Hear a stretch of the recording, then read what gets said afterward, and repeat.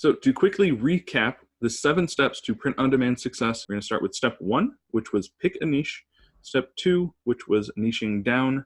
Step 3 is when we start building those assets into step 4, which is reading the results page. And then we're going to be gathering keywords in step 5. Then step 6, actually creating the art once we have the keywords. And step 7, making multiple listings, which is going to help us spread that wider net.